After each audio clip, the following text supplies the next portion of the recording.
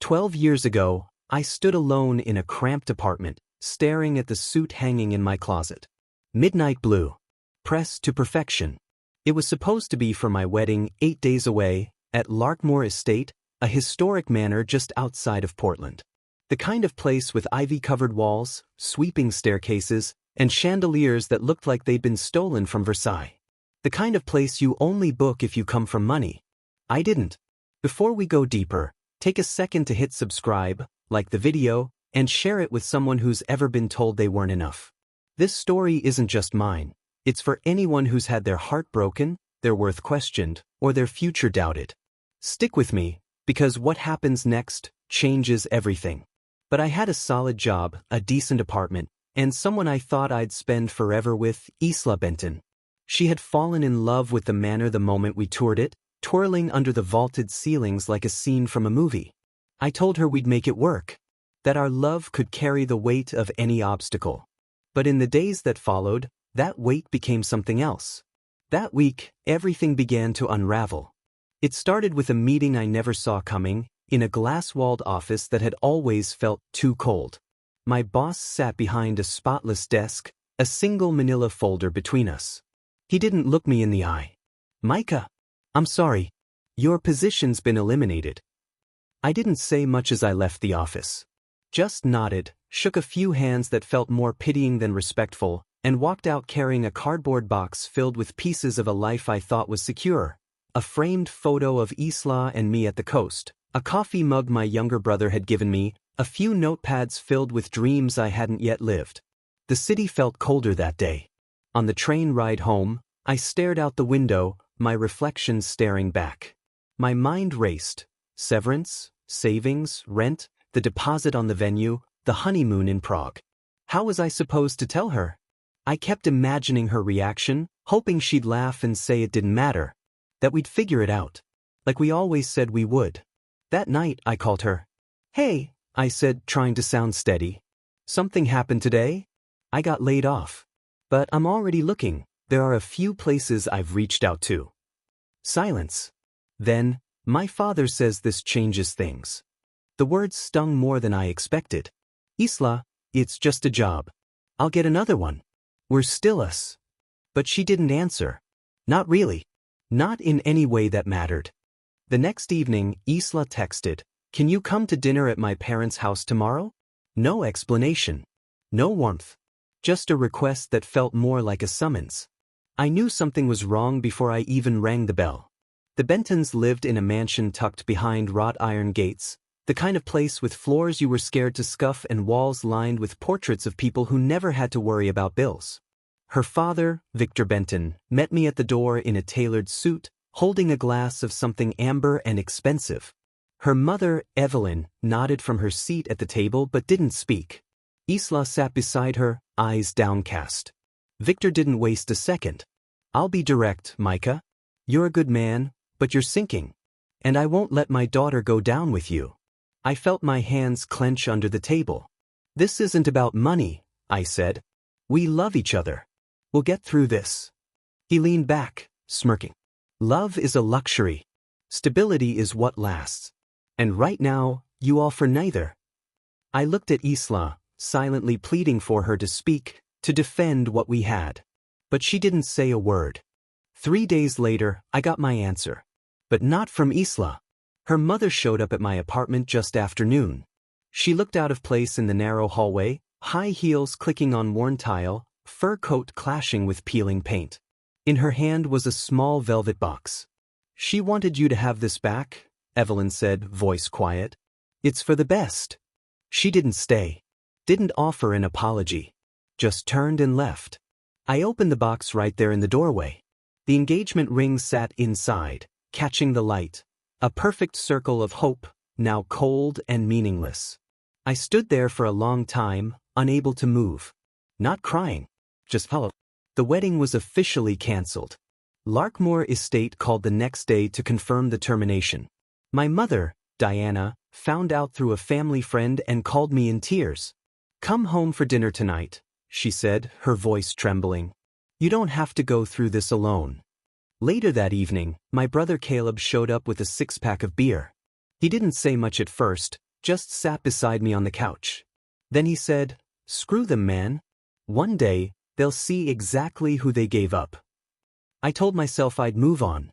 I even said it out loud, like if I repeated it enough, it would be true. But the truth was, I didn't move on. Not really. It wasn't just the breakup. It was how they ended it. Like I'd been weighed, measured, and discarded the second I no longer fit their idea of enough. It wasn't heartbreak that kept me up at night. It was humiliation. The quiet kind. The kind that sits behind your ribs and whispers that maybe they were right. For weeks, I replayed everything. The moment Victor called me a sinking ship. The silence that followed. The weight of that damn velvet box in my hand. Still, I worked. Because I didn't know what else to do. I picked up odd jobs. Freelance gigs. Tech support, coding fixes, anything I could get. My bank account was bleeding out, but I kept going. Not for revenge. Not yet. But because somewhere deep inside, I'd made a decision. If Victor Benton thought I was a sinking ship, I was going to prove I was the whole goddamn fleet. I just didn't know yet what it would cost me to build it. Those first few months were brutal. I'd wake up before sunrise to the sound of nothing. No alarm, no emails, no purpose. My suit, the one I'd planned to wear at the wedding, still hung in the closet. I couldn't bring myself to take it down or put it away. It stared back at me like a monument to what might have been. I scraped together rent doing low-end freelance coding, the kind of work nobody brags about. I repaired outdated websites, debugged software for mom-and-pop shops, even ran IT support for a bingo hall with computers older than me. The jobs were exhausting, mindless, and barely paid. "You're worth more than this," my mother would tell me over Sunday dinners, her voice aching with worry. She tried to smile, but I saw the fear behind her eyes. Caleb, on the other hand, didn't coddle me. One afternoon, while fixing a busted carburetor in the back of his garage, he handed me a wrench and said, "Stop surviving like you've already lost. You want to shut them up? Then build something that can't be ignored." That night, I stayed up past 3 a.m., rewriting code for a security tool I'd been sketching out. It wasn't much, but it was a start. The following Monday, I walked into a dusty tech repair shop 2 blocks from my apartment. The kind of place with flickering lights, second-hand monitors stacked like relics, and the smell of burnt circuits baked into the walls. A guy named Lenny, mid-50s with a perpetual coffee stain on his shirt, ran the place. He barely looked up when I asked if he was hiring. "You any good with code? I'm better than anyone you've got." He smirked, handed me a busted tablet, and said, "Fix the backend. If it runs clean in an hour, you've got a desk." I finished it in 30 minutes. The job paid peanuts, but I didn't care. Lenny let me take side projects, and when there were no customers, I worked on my own ideas. I started teaching myself languages I'd never needed before: Python, Ruby, SQL. I watched lectures online until my eyes burned. Slowly, freelance clients started to trickle in, people who needed security audits or software patches. Small wins, but they added up. I wasn't rebuilding my old life. I was constructing something entirely new, line by line, project by project. No roadmap, no guarantees. But for the first time in months, I had momentum. 3 years passed before I even realized how far I'd come. The grind had become routine: early mornings at the repair shop, nights hunched over my laptop in the corner of a dim cafe or at the folding table in my apartment. I didn't notice the shift until a client I'd done some minor security upgrades for emailed me out of the blue. "Micah, I've got a proposition." His name was Jonah Reed, and he ran a small logistics company that had just been hacked. I'd helped plug the holes. Now, he wanted to build something bigger, a custom security platform for companies like his. Nothing fancy, just practical and reliable. He offered a partnership, 50/50ths. We worked out of Jonah's unfinished basement. Concrete walls, space heaters in the winter, and a whiteboard we picked up from a second-hand store. I handled the software. He handled the rest. At night, I still freelanced to keep the lights on. We called it Reed Miller Systems. At first, it was barely more than a dream. But within a year, we had real clients, regional distributors, small banks, and healthcare offices. And for the first time, I wasn't just repairing someone else's code. I was building my own future from the ground up. The fourth year nearly broke me. Our client list was growing, but so were the demands. Jonah and I were still the entire company, two guys in a basement trying to play in the same sandbox as firms with full departments. We wore every hat: developer, marketer, customer support, accountant. Some weeks I didn't sleep more than 3 hours a night. But then the tide turned. A mid-sized regional bank signed a long-term contract. That one deal funded a proper office space, still modest, but with real desks, a kitchenette, and a door that didn't stick. We hired 2 junior devs and a project manager. Suddenly, I wasn't freelancing anymore. I was running something real. By the 7th year, Reed Miller Systems had 16 employees, recurring contracts with a handful of regional corporations, and inbound leads we hadn't even chased. We went from being 2 guys in a basement to getting invited to tech expos.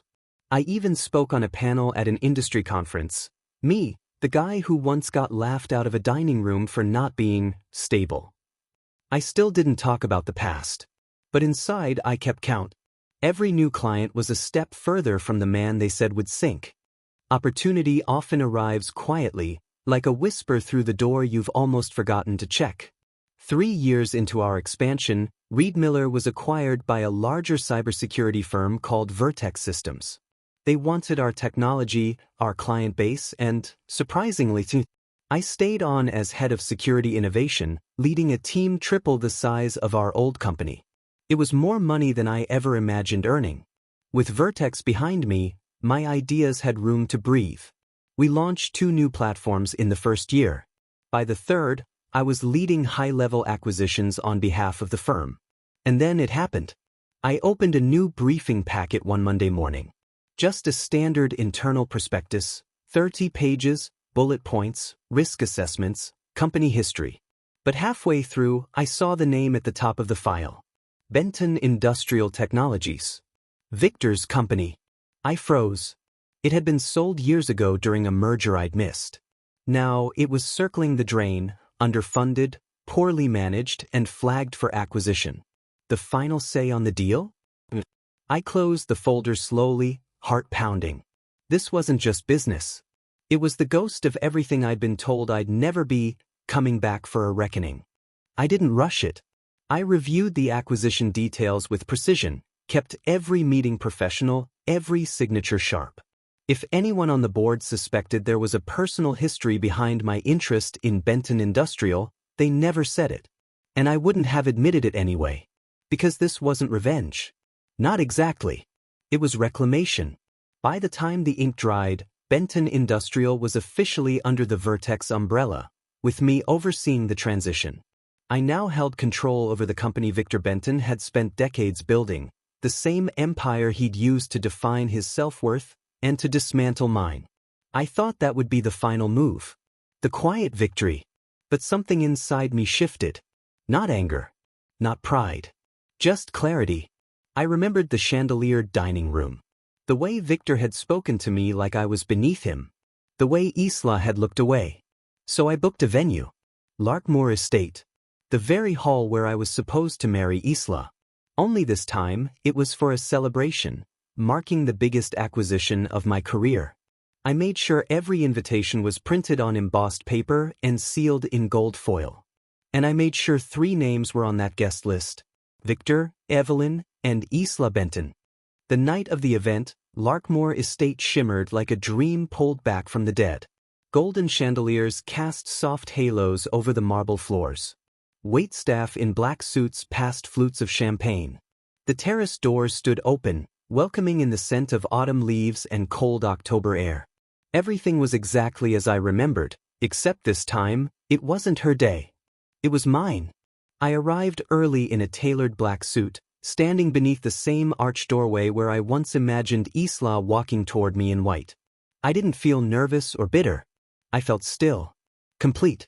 My team worked the crowd, top-tier investors, tech executives, government clients. Everyone who mattered in the industry was there. And then the room changed. They arrived. Victor stepped through the tall glass doors, his gray suit sharp, his stride practiced. Evelyn followed, ever composed. And then Isla, her presence like a ghost I'd outgrown. She wore emerald green and a mask of grace. But her eyes betrayed something else. I crossed the room calmly, every step deliberate. Victor. Evelyn. Isla, I said, extending my hand. Glad you could make it. Victor's handshake was tight. We were surprised to receive the invitation. I thought you might be, I replied. Victor's jaw shifted just slightly, the way a man clenches before a blow. Business changes hands all the time, he said coolly. Nothing personal. I smiled. True. But some changes come full circle. Evelyn offered a strained smile, her eyes scanning the glittering room as if hoping the right distraction might pull her away. It's a beautiful event, she said. You've done well for yourself. I wanted it to be memorable, I replied. Especially for certain guests. Isla stepped forward then, her voice quiet. You've built something incredible. I met her eyes for the first time in years. There was something in them I hadn't expected. Regret, maybe? Or curiosity. I couldn't tell. And I no longer cared. I have, I said. And I hope you found what you were looking for. She hesitated. Just for a moment. Then looked away. The three of them melted into the crowd, swallowed by laughter and champagne flutes. But I knew they'd seen what I needed them to see. Not wealth. Not power. Control of my life. My choices. My story. Later that evening, I stood at the mic and faced the crowd. I was once told I was a sinking ship, I began. And then I told them the truth. The room quieted as my voice echoed beneath Larkmoor's vaulted ceiling. 12 years ago, I stood in this very hall, preparing for a wedding that never happened. Back then, I thought love would be enough. That belief was shattered. I was told I wasn't stable. That I lacked value. That I couldn't build a future worth sharing. I paused, letting the silence settle. But sometimes, being broken is where the rebuild begins. You learn what you're made of when there's nothing left to hide behind. No salary, no title, no illusion. Just grit. Just truth. Just the will to rise. I didn't name the Bentons. I didn't have to. I saw Victor stiffen in his seat. Evelyn shifted, dabbing at her lips with a cloth napkin that didn't need to be used. Isla's hands were folded tightly in her lap, fingers white at the knuckles. I'm not here tonight to prove anyone wrong, I continued. I'm here to prove something to myself. That your worth isn't given to you, it's forged. Applause broke out, some polite, some genuine. But none of it mattered more than the silence from their table. That silence? It was everything I'd waited 12 years to hear. After the speech, people swarmed in, shaking my hand, offering congratulations, wanting selfies, business cards, promises of future meetings. I smiled, nodded, thanked them all. But part of me was still watching the corner table, where the Bentons sat like shadows of a story that no longer owned me. Victor watched me the way generals watch surrendered cities, trying to find the cracks, hoping for a sign that maybe, just maybe, I still needed his approval. But I didn't. Not anymore. Eventually, they stood to leave. I excused myself from a conversation and met them near the door. Victor extended his hand again. His voice was low, even. You've built something impressive. I looked him in the eye, remembering that night at his table, the whiskey, the smirk, the judgment. I built it because I believed in myself, I said. Even when no one else did. He gave a small nod. Not a gesture of defeat. Just acknowledgement. The first real one he'd ever offered me. Evelyn offered a polite goodbye. Then Isla stepped forward. Her voice trembled. I was wrong, Micah. About everything. I didn't flinch. Didn't smile. We all make choices, I said. I made mine too. She held my gaze for a second longer, as if searching for a crack, some hidden longing I might have buried. But there was nothing left to find. The version of me who once would have begged her to stay no longer existed. Isla turned and walked out with her parents. And just like that, they were gone. No final words. No cinematic closure. Just the quiet click of the grand doors closing behind them. I didn't feel triumph. I felt light.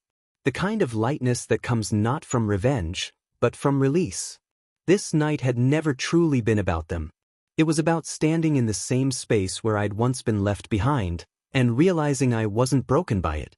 I had filled every inch of that silence they gave me with something stronger: my voice, my vision, my damn empire. As the music swelled again and glasses clinked around me, Caleb appeared by my side. He handed me a drink, clapped a hand on my shoulder, and grinned.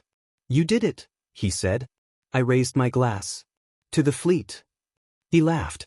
"Hell, you're a whole damn Navy now." And for the first time in over a decade, I laughed without pain. When the final guest left and the staff began clearing plates and folding linen napkins, I slipped out onto the terrace.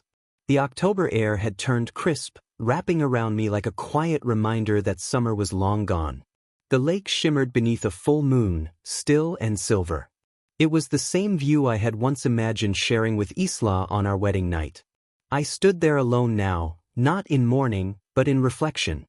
Caleb joined me after a while, hands stuffed into the pockets of his jacket. He didn't say anything for a long time. Then, with a shrug, "You know, I always thought tonight would feel like payback. But watching you in there? It didn't. It felt like you just closed a door." He was right. For years, I imagined this moment as some final victory lap. A declaration. But standing here, in the soft hush of midnight, I realized the victory wasn't in showing them what I'd become. It was in knowing I didn't need to. I had built a life so full it no longer had space for their opinions, their judgment, or their absence. And that was more powerful than any applause. My mother came out next, a soft wool coat wrapped tight around her shoulders. She stood beside me, her face lit by the golden spill of light from the ballroom behind us. "I'm proud of you," she said. I turned toward her, expecting the usual follow-up, something about the company, the night, the people in that room. But she pointed toward the terrace, the moonlit lake, and the empty space beside me. "Not for this," she said, "for getting back up when it would have been easier to stay down." Her words hit deeper than she knew, because she was the one who saw it all. The mornings I couldn't get out of bed. The nights I sat on her porch, quiet and numb. The days when I wanted to disappear because the shame clung too close to my skin. She never let go of the belief that I would find my way. And now, standing beside her, I realized I hadn't just proven something to myself. I had honored everything she taught me. Inside, I could hear the faint sounds of glasses clinking, staff clearing tables, laughter echoing in the fading distance. But out here, there was peace. But this was enough. The week after the event, news of the acquisition spread fast.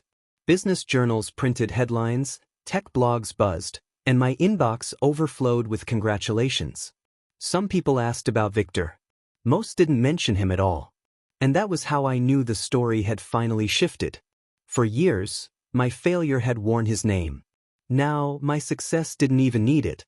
I gave interviews about growth, resilience, and leadership, but I never brought up the Bentons. Not once. Because this wasn't their story anymore. One afternoon, a letter arrived. No return address. Just my name in careful handwriting on the envelope. Inside, a short note. "I hope you're happy. I truly mean that. Isla." I stared at it for a long time. Not with anger or sadness or any of the things I used to feel when I said her name in my head. Just stillness. I tucked the letter into a drawer and didn't write back. There was nothing left to say. My life had moved forward without needing closure from her. That was the freedom I'd earned, not by taking something from them, but by building something for myself. And it was only just beginning. The seasons turned. My company grew. We launched new platforms, opened offices overseas, and brought on more people who believed in what we were building. But even as everything scaled, I made sure the core stayed the same.